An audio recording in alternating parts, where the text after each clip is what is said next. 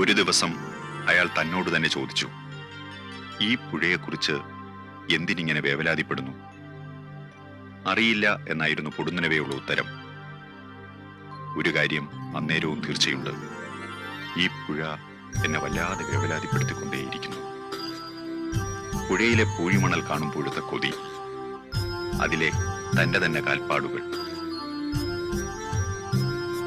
പുഴമണലിൽ കാവും കൊട്ടാരവും കെട്ടിക്കളിച്ചത്, അരയ്ക്കു വെള്ളത്തിൽ നീന്തി തുടിച്ചത്, കടലാസ് തോണി ആരുമറിയാതെ തന്റെ കൊച്ചുകുടിയിൽ ഇറക്കിയത്, ഇതും അറിയാൻ പോയത്, വള്ളം തുഴഞ്ഞ് അക്കരെ സ്കൂളിലേക്ക് പോയത്, പുഴമുകളിലൂടെ കൂകിപ്പായുന്ന തീവണ്ടി നോക്കി കൊതി തീരാത്തത്, വരണ്ടു ചുട്ട പുഴ മുറിച്ചു കിടക്കുമ്പോൾ പുറവെള്ളം വന്നെങ്കിൽ എന്നാശിച്ചത്,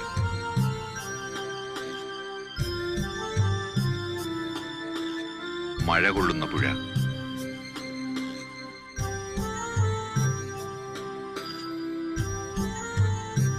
തിളങ്ങുന്ന എന്റെ പുഴ.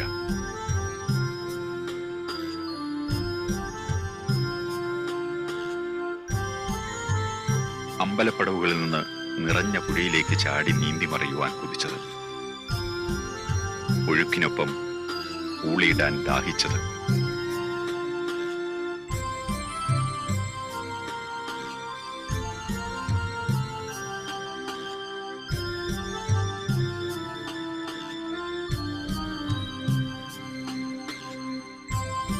സ്വപ്നം കണ്ട പുറവെള്ളം പുഴയിൽ കണ്ടത്.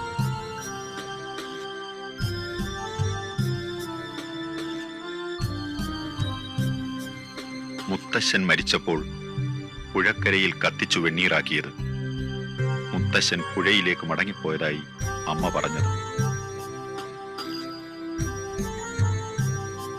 ഏതായിരുന്നു എന്റെ ആ പുഴ? ഭാരതപ്പുഴ.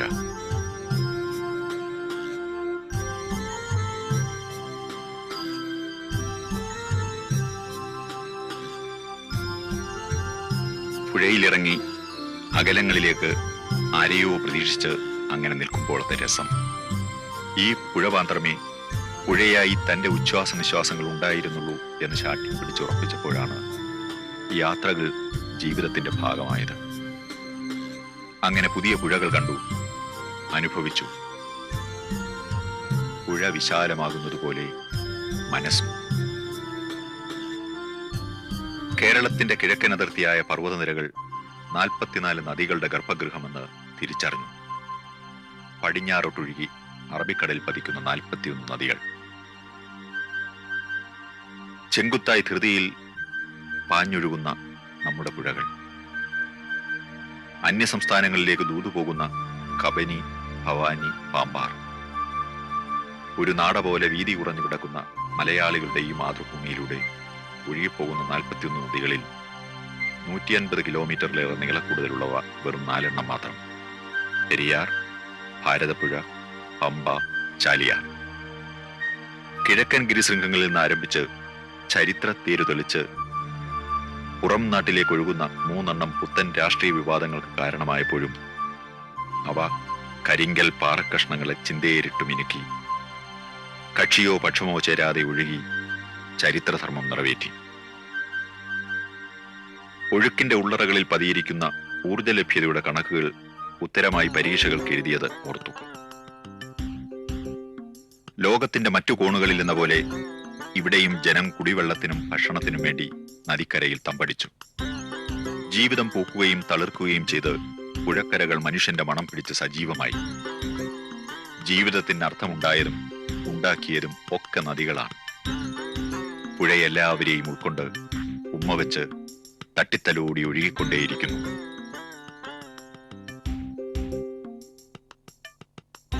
നദിയും മനുഷ്യനും തമ്മിലുള്ള ബന്ധത്തിൻ്റെ ചരിത്രം എന്ന് പറയുന്നത് നദി മനുഷ്യൻ എങ്ങനെ പ്രയോജനപ്പെടുത്തി എന്നതിൻ്റെ ചരിത്രമാണ്.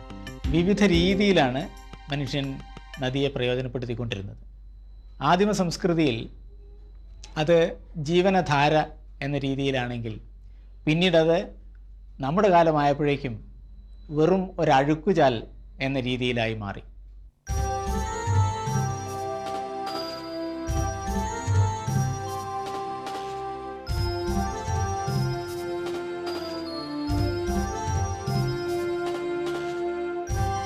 പ്രകൃതിയുമായുള്ള നിതാന്ത സമ്പർക്കത്തിന്റെ ഫലമായി സംസ്കൃതി ഉടലെടുത്തു എന്ന് അറിവുള്ളവർ പറഞ്ഞു.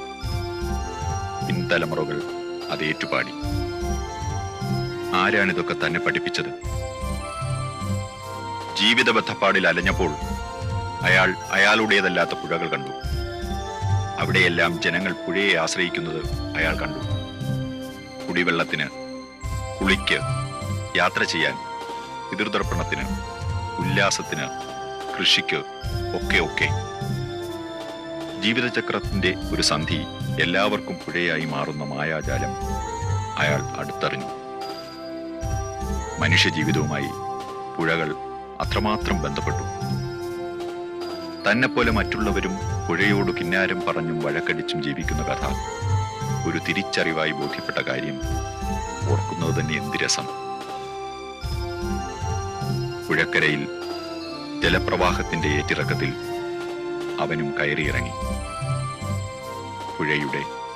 പുഴയോര ദേശത്തിന്റെ സംഗീതം അവനെ ഉറക്കി, ഉണർത്തി.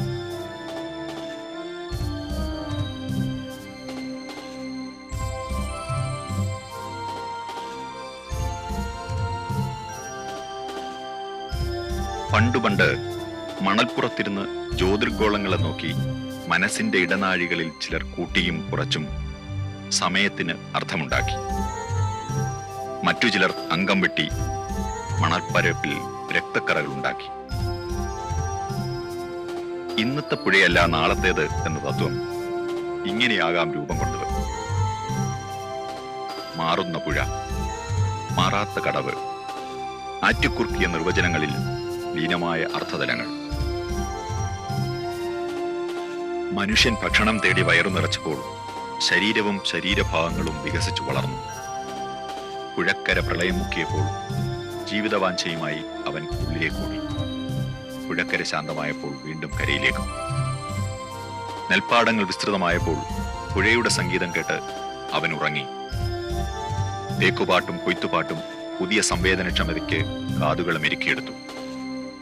കൂട്ടപ്പാട്ടുകളുടെ ആവേശത്തിൽ നെൽപ്പാടം മുഖരിതമായപ്പോൾ പുതിയ ഈണങ്ങളുടെ അകമ്പടിയോടെ പുഴവക്കിൽ അവൻ വിഹരിച്ചു.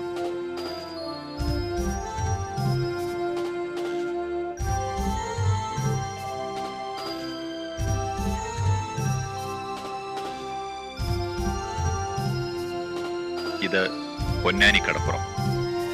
ഭാരതപ്പുഴ അറബിക്കടലിൽ ചേരുന്നത് ഈ കടപ്പുറത്തു വെച്ചാണ്.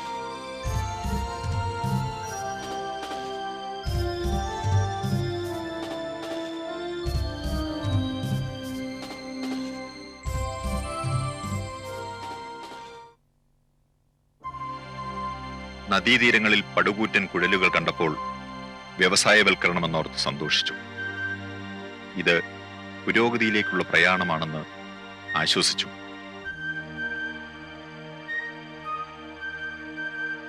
കാട്ടിലെ മരങ്ങൾ പുഴയോരത്തെ ഈർച്ചമില്ലുകളിൽ ഊഴവും കാത്തുകിടന്നു.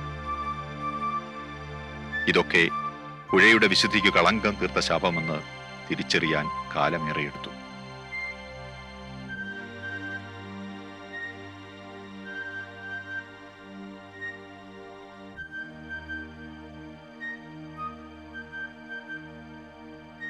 കോളനീകരണത്തിന് തുടക്കം കുറിച്ച വാണിജ്യ സംസ്കൃതിയുടെ ആദ്യകാലം തൊട്ടേ നദീമുഖങ്ങളായിരുന്നു തന്ത്രപ്രധാനമായ കേന്ദ്രങ്ങൾ.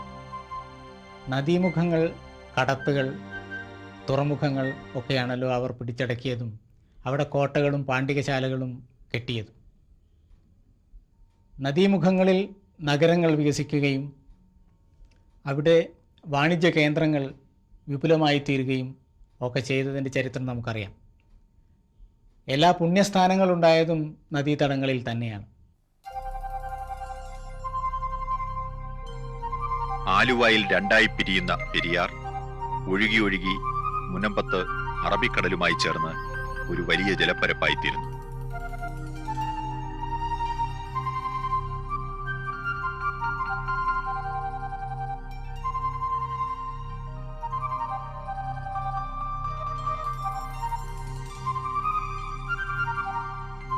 നമ്മുടെ അഴിമുഖങ്ങൾ വിദേശികളെ നിലവിളക്ക് കൊളുത്തി സ്വീകരിച്ച് ചരിത്രത്തിലെ അധ്യായങ്ങളായി മാറിയ കാര്യം അയാൾ ഓർത്തു.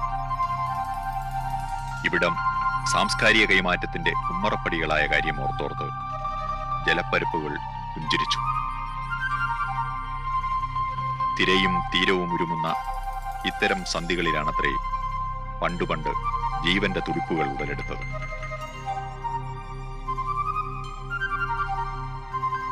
പരിണാമചക്രത്തിന്റെ പ്രധാന ഉമ്മറപ്പടി കൂടിയായ തിരയും തീരവും.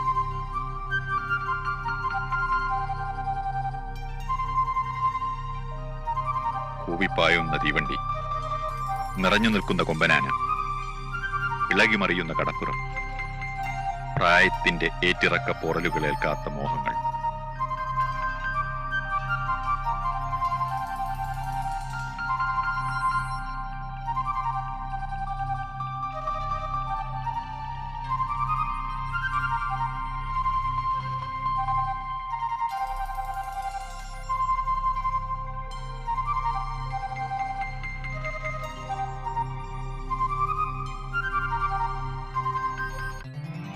മത്സ്യബന്ധനം മുഖ്യ തൊഴിലാക്കിയ പൊന്നാനിയിലെ കടൽ തീരവും പുഴയോരവും.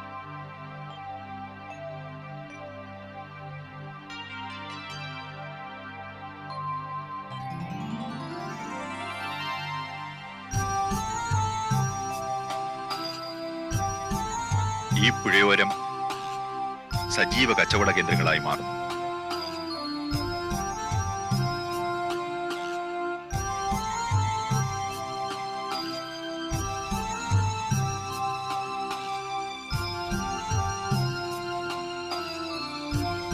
ജലമാർഗ ഗതാഗതം സർവ്വസാധാരണമായിരുന്ന ഒരു നല്ല കാലമുണ്ടായിരുന്നു നമ്മുടെ നാട്ടിൽ.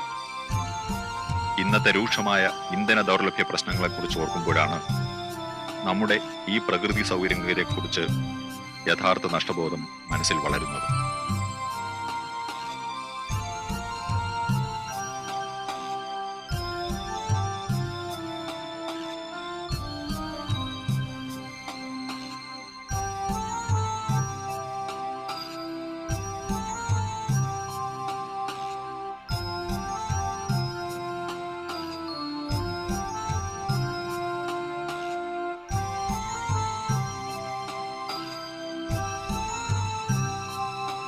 നമ്മുടെ പുഴക്കരകളിൽ വിഭിന്ന വിശ്വാസ പ്രമാണങ്ങൾ ഒറ്റയ്ക്കും കൂട്ടായും വളർന്നു.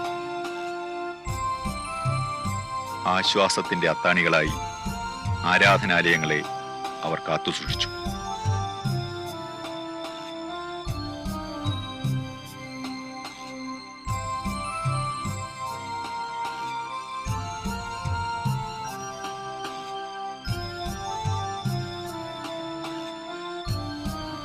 സത്യങ്ങളും അർത്ഥസത്യങ്ങളും കെട്ടുകഥകളും മെനഞ്ഞ് പുഴയോരങ്ങൾ സജീവ ചർച്ചാ കേന്ദ്രങ്ങളായി മാറി.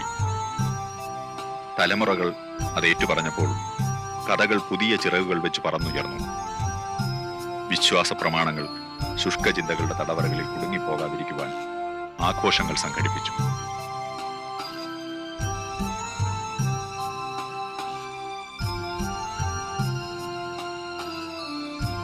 മുത്തശ്ശൻ മരിച്ചപ്പോൾ ഓരോരുത്തരും അവനവന്റെ പുഴയിലേക്ക് തിരിച്ചു പോകുമെന്ന് അമ്മ പറഞ്ഞതാണ് ഓർമ്മ വരുന്നത്.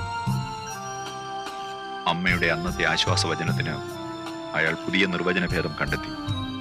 വിശ്വാസമുണ്ടെങ്കിൽ ആശ്വാസമുണ്ടാകും.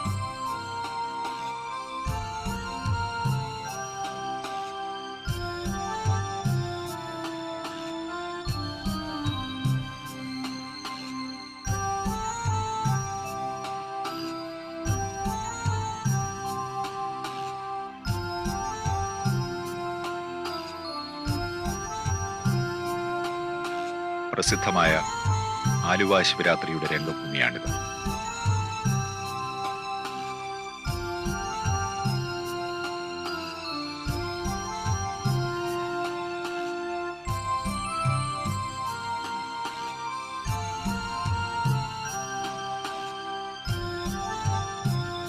തിരുനാവായയിലെ നാവാമുകുന്ദ ക്ഷേത്രം.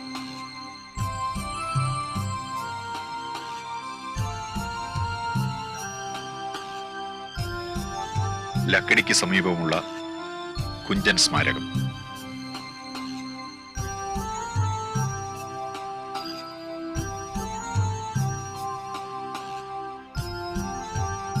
ഇവിടെ മലയാളത്തിന്റെ തുഞ്ചൻ സമാധിയായി അന്തിയുറങ്ങുന്നു.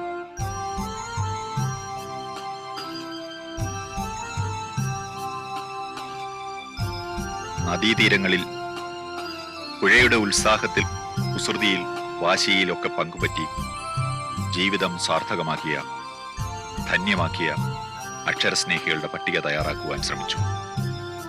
അപ്പോഴൊക്കെ പരാജയപ്പെട്ടു. പട്ടിക അത്രയ്ക്കു നീണ്ടതാണ്. അവരൊക്കെ ഈ നദികളുടെ തീരങ്ങളിൽ ഒരിക്കൽ അശാന്തരായി, എന്നാൽ ശാന്തി തേടി ജീവിച്ചവരായിരുന്നു.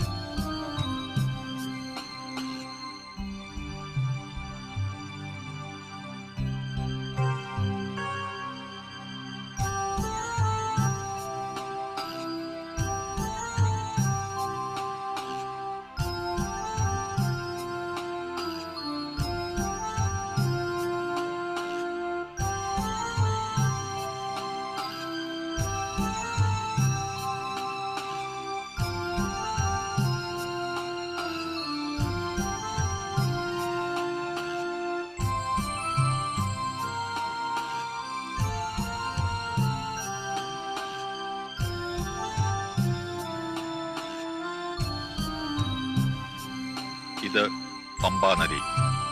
പമ്പയുടെ ഈ തീരത്താണ് ചരിത്രപ്രസിദ്ധമായ മാരാമൺ കൺവെൻഷൻ വർഷം തോറും നടക്കുന്നത്.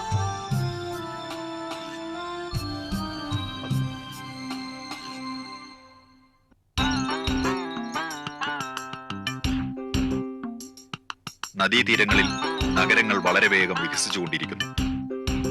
തിക്കും തിരക്കും സർവ്വസാധാരണമായി തീർന്നിരിക്കുന്നു.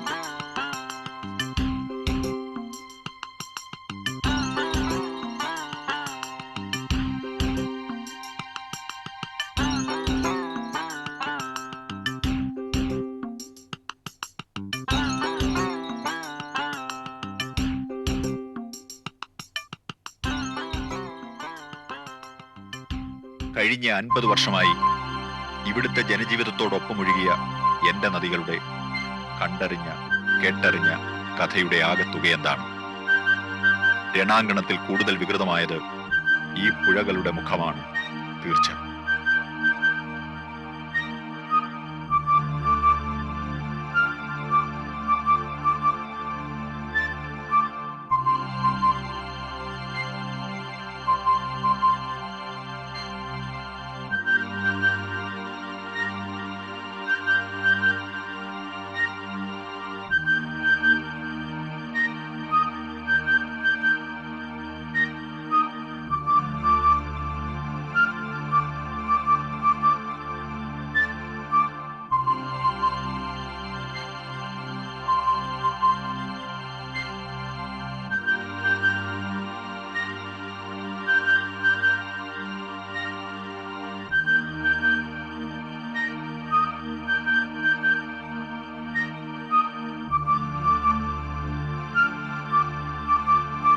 എല്ലാം കണ്ട് അല്പം അകലെ മാറി നിന്ന് ഇത് ആസ്വദിക്കുക തന്നെ എന്തൊരനുഭവം.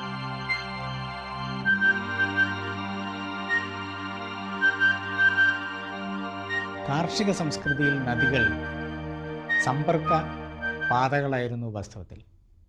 ജനപദങ്ങളെ കൂട്ടി ബന്ധിപ്പിക്കുകയും ആളുകളുടെയും വിഭവങ്ങളുടെയും നീക്കത്തെ സഹായിക്കുകയും ചെയ്ത സഞ്ചാരപഥങ്ങളായിരുന്നു വാസ്തവത്തിൽ നദികൾ. നദികളെ അഭിമുഖീകരിച്ചുകൊണ്ടാണ് വാണിജ്യ കേന്ദ്രങ്ങളും നഗരങ്ങളും ഒക്കെ രൂപം കൊണ്ടത്. നദിയെ അഭിമുഖീകരിച്ചുകൊണ്ടാണ് എല്ലാ നഗരങ്ങളും പണ്ട് വികസിച്ചത്. ഇന്ന് നഗരങ്ങൾ റോഡുകളെ അഭിമുഖീകരിക്കുന്നു. റോഡുകൾ ആധുനിക സംസ്കൃതിയുടെ പൂമുഖങ്ങളായി മാറിയപ്പോൾ നദികൾ അതിൻ്റെ പിൻവശമായി തീർന്നു. പിൻവശത്തേക്ക് നാം വലിച്ചെറിയുന്നത് മുഴുവനും അങ്ങനെ പഴയ ചരിത്രത്തിൻ്റെ പൂമുഖത്ത് പതിച്ച് മലീമസമായി തുടങ്ങി എന്നർത്ഥം.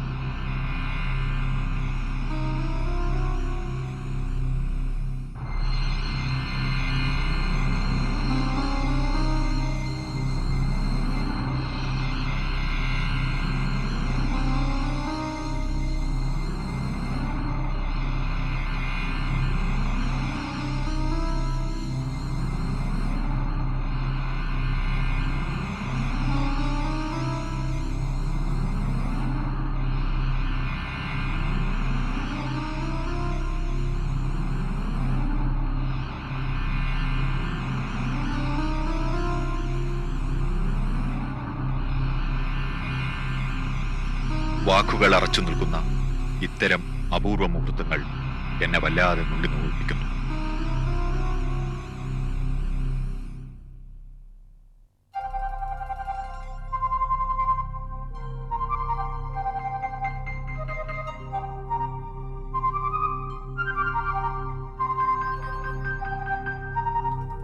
പെരിയാറിനെ പിൻചാലാക്കി ഉയർന്നു നിൽക്കുന്ന ഫാക്ടറികൾ, Travancore Cochin chemicals, fertilisers and chemicals Travancore, Indian rare earth, Binani zinc തുടങ്ങി ചെറുതും വലുതുമായി ഒട്ടേറെ ഫാക്ടറികൾ ഇവിടെയുണ്ട്. ഇത് ചാലിയാറിന്റെ ദുഃഖം.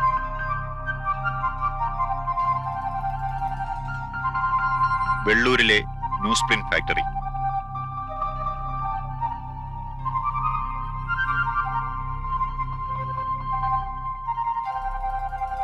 ഇവിടെയാണ് ന്യൂസ് പ്രിന്റ് ഫാക്ടറിയുടെ മാലിന്യങ്ങൾ പുഴവെള്ളവുമായി സംഗമിക്കുന്നത്.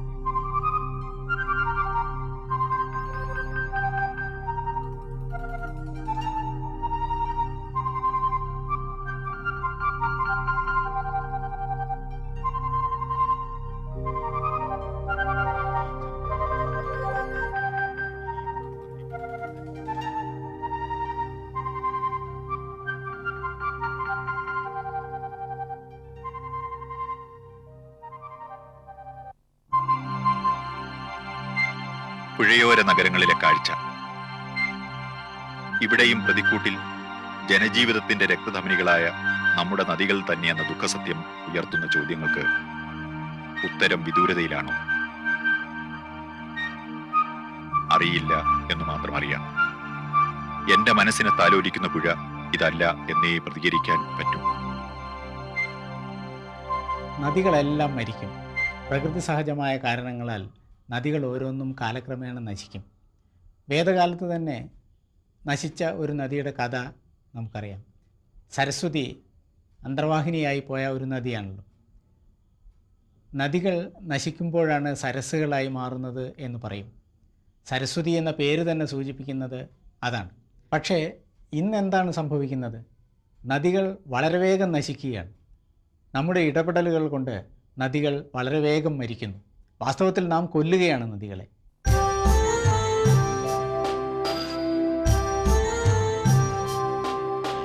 ഇത് ഭാരതപ്പുഴ, അക്ഷരാർത്ഥത്തിൽ ഒരു മണൽപ്പാടം.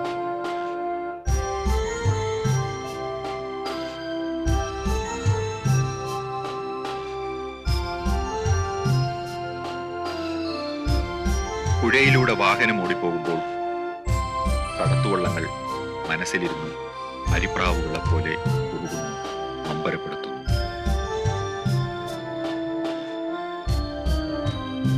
രണ്ട് കൈവഴികളിലൂടെ വന്ന് രണ്ട് നദികൾ സംഗമിക്കുന്ന ഇവിടെ നിന്നാണ് ഭാരതപ്പുഴയ്ക്ക് ആ പേർ ലഭിച്ചതത്രേ. ഇത് പെരുമഴയുള്ള ജൂലൈ മാസത്തിലെ പുഴയുടെ ദൃശ്യമാണ്. തടയണയുടെ സഹായത്താൽ വീണുകിട്ടിയ ഈ ഇത്തിരി ജലത്തിൽ മുരടിച്ചു പോകുന്ന ബാല്യകാലം. ഇടവപ്പാതിയിൽ പോലും മനസ്സ് നിറഞ്ഞു സന്തോഷിക്കുവാൻ എന്റെ നിങ്ങളുടെ പുഴയ്ക്ക് ഇനി സാധ്യമാകുന്നു. ഇതും ഒരു പുഴയാണ്.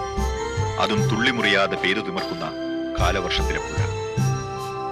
ഒഴുക്കിന്റെ അശാന്തത മനസ്സിനെ വികൃതമാക്കുമ്പോൾ ശാന്തിയുടെ തീരം തേടി അയാളുടെ ദൃഷ്ടികൾ അലഞ്ഞു. ധന്യമായ നമ്മുടെ മഴക്കാടുകൾ.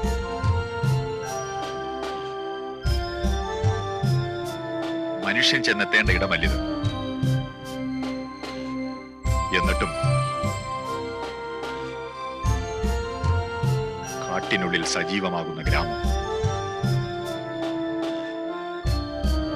കക്കി അണക്കെട്ടിന്റെ വരണ്ട ജലസംഭരണി.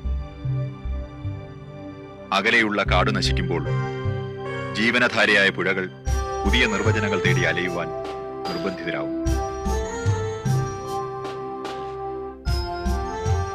നദികളെ തളർത്തുന്ന മറ്റൊരു ഘടകമാണ് വ്യാപകമായ മണൽവാരൽ.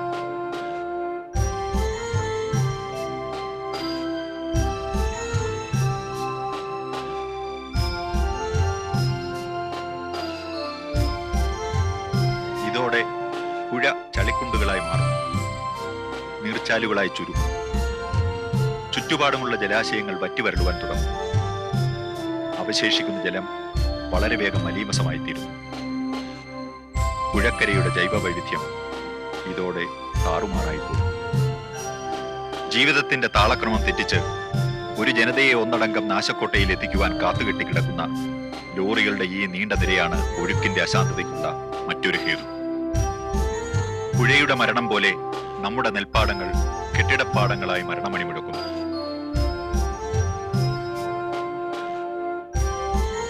നമുക്ക് ഈ നോക്കുകുത്തിയുടെ പ്രതിയോഗിയാകാം. പ്രത്യാശയുടെ കിരണവുമായി ഭാരതപ്പുഴയെ അയാൾ വീണ്ടും സ്വപ്നം കണ്ടു. അവിടെ പുഴ വീണ്ടും ഒരു ജീവനധാരയായി തീരുന്ന കാഴ്ചകൾ കണ്ട് മനസ്സ് കുളിർത്തു.